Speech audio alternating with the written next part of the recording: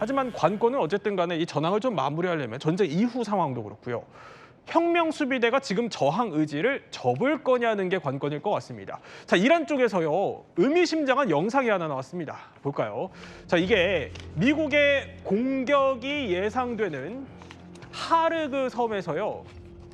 결사항전을 상징하는 저런 머리띠를 두른 군인들이 사열하는 걸로 추정되는 영상입니다. 이게 이제 뭐 진위 여부는 확인이 되지 않았지만 자, 군데군데 보면은 어린아이들도 드문드문 보이거든요. 김덕일 박사. 이게 네. 무슨 영상이에요? 이제 하르그 섬을 미국이 이제 공격한다면 우리들도 절대 물러서지 않겠다. 일종의 벼랑 끝 전술을 나타낸다고 볼 수 있겠는데 여기서 이제 항상 이란이 강조하는 게 일단 순교 같은 거라는 것을 강조합니다. 근데 이것은 이제 국영 매체라는 점을 좀 생각해 볼 필요가 있습니다. 그래서 국영 방송이기 때문에 과연 이란 국민들이 모두 저런 각오가 되어 있는가는 좀 의심이 되는 부분이 있기도 하고요. 제가 우려한 부분 지금 어린아이 지금 나오고 있거든요. 예. 어린아이까지 지금 전쟁에 동원하는 부분이 있습니다. 예. 이것은 어떻게 보면 상당히 이건 잘못된 부분이기도 하고요. 반대로 얘기하자면 어린아이까지 동원해야 될 정도로 지금 이란 체제가 오히려 위기감을 느끼고 있는 거 아닌가. 그렇게 해석할 여지도 있어 보입니다. 오히려 다급함을 보여주는 거 아니냐. 그렇기 때문에 저런 영상들까지 뭐 일종의 선전술로 네. 배포하려는 거 아니냐 이런 해석을 주신 거예요. 근데 만약에 저 영상이 정말 사실이라면 진위 여부가 맞다면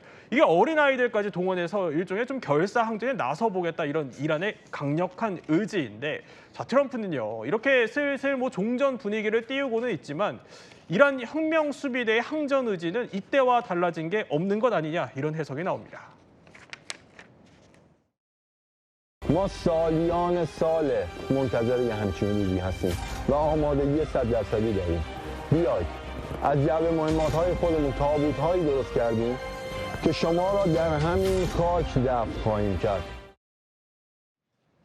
자, 무엇보다 어제 저희가 전해드렸습니다만 그 네이비실, 미국의 네이비실을 포함해서 온갖 지금 특수부대들이 중동 쪽으로 전진 배치가 되니까 이런 영상이 나왔어요. 자, 이란이 현지 시각, 바로 어제 일종의 뭐 살인병기다 이렇게 불리는 저런 이란의 최정예 특수부대의 훈련 영상을 공개한 겁니다. 그러니까 김대영 의원, 그러니까 이란 입장에서는 우리도 특수부대 있다 이런 것 같은데 저 부대의 능력은 어느 정도예요? 이란도 나름 이제 특수부대들을 유지를 하고 있고요. 또 한 가지 좀 아이러니한 건 과거에 미국과 이란이 관계가 좋았던 시절이 있습니다. 그랬을 때 이제 미군의 특수부대들이 가서 이란의 특수부대들을 양성하는 것도 했었어요. 그랬어요. 하지만 이제 하메네이 뭐 신정 정치가 이란에 자리 잡으면서 지금은 사실 이제 미국과 별개로 자기네들 독자 수준의 특수부대를 유지하고 있는데 사실 실전 경험만 그리고 이제 여기 지금 나오고 있지만 뭐 노헤드라든가 사베린 그다음에 SNSF라든가 이런 여러 특수부대들이 있지만 사실 실전 경험만으로 봤을 때는 미국 특수부대와 상대가 되지가 않습니다. 그래요. 왜냐하면 미국 특수부대는 아시다시피 이제 9.11 테러 이후에 테러와의 전쟁을 벌이면서 그야말로 미국 역사상 가장 많은 실전 경험을 가지고 있고 장비라든가 이런 것들도 사실 뭐 이란의 특수부대가 날고 긴다고 해도 안 되죠.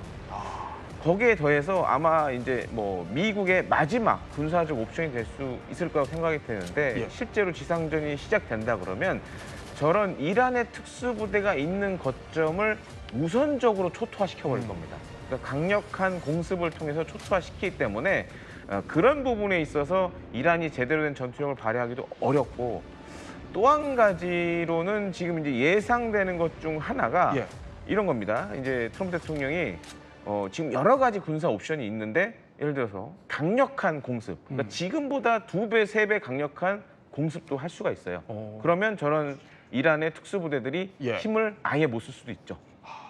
저런 특수부대가 알고 보니까 또 미군으로부터 기술을 전수받았던 그런 비하인드 스토리까지 설명을 해주셨는데 자 트럼프가요 내일 아침 10시 중대 발표를 선언했다면 이란도 시한을 못 받고 나왔습니다. 자 보면은 바로 현지 시각 4월 2일 우리 시각 새벽 1시 30분 우리 시각 새벽 1시 30분부터 이란에서 발생하는 암살 한 건당 자 미국의 빅테크 기업들 자 이렇게 애플, 구글, 테슬라 직접 검역을 하면서 여기를 공격하겠다 이렇게 보복을 예고한 겁니다. 아니 자 김덕일 박사 중동 지역에 뭐 데이터 센터가 있긴 해요. 이런 것들 근데 지금 이란 전력으로 현실적으로 가능한 얘기예요 이게? 현실적으로는 가능합니다. 미사일과 드론의 사거리 안에 들어있죠. 예. 그렇기 때문에 공격이 가능한데 이란은 이제 자기 지도자들이 암살당한 것이 AI 기술과 어떤 정보 기술 때문에 지금 당했다고 생각을 하고 미국의 지금 빅테크 기업들을 꼭 집어가지고 여기에 있는 이제 중동 회사들을 공격하겠다 이런 얘기를 하고 있습니다. 공격을 할 수 있을 거고요. 만약에 피해가 있을 경우에 트럼프 대통령이 오전 10시에 또 바로 이제 대국민 담화를 하는데 네. 이런 공격이 벌어질 경우에 지금 트럼프 대통령 아마 상당 부분 대본을 다 썼을 텐데 내용이 바뀌지 않을까. 어떤 내용이 어떤 진짜로 공격이 벌어질까. 그래서 한번 지켜봐야 될 것 같습니다. 지켜봐야겠다.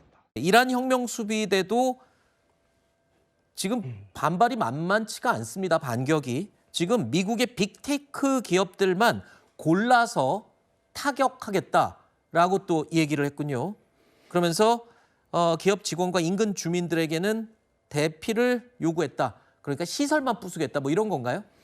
예, 그러니까 이건 뭐 대피를 요구했다고 하는 것은 우리는 매우 신사적이고 민간인은 때리지 않는다. 네. 결국 우리에게 직접적인 피해를 입힌 그 기업에 대해서만 우리가 보복을 하겠다라는 얘기인데 저는 뭐 이렇게 하면요. 전 세계를 공적으로 몰게 될 뿐만이 아니라 네. 트럼프 대통령이 이란을 타격한 명분을 아하. 확실하게 심어주는 겁니다. 아, 이런 이란이었구만. 이런 이란 같으면 정말 트럼프 대통령이 때린 건 잘한 거였어. 아하. 이런 결과가 되는 것이기 때문에 네. 저는 자업자득이라고 생각이 되고요. 네. 아마 이것은 이제 종전 협상, 이 서로 힘겨루기. 네. 다시 말하면 트럼프 대통령은 에너지 시설 또는 담수화 시설, 발전소를 타격하겠다고 지금 공언하고 있기 때문에 네. 그렇게 간다면 아. 우리는 이렇게 할 것이다. 아, 맞대응의 그걸, 차원이다. 막기 위한 네. 그런 일종의 선전전이라고 생각합니다. 알겠습니다. 가장 이상적인 것은 지금 이렇게 서로 협박성 이 공언을 하는 것들이 협상을 유리한 고지로 가기 위한 어떤 전략상의 이 진행이라고 믿고 싶습니다. 실제로는 벌어져서는 절대 안 되는 상황들이죠. 내일 트럼프의 입에 전 세계의 평화 그리고 경제 안정이 달려 있는 것 같습니다.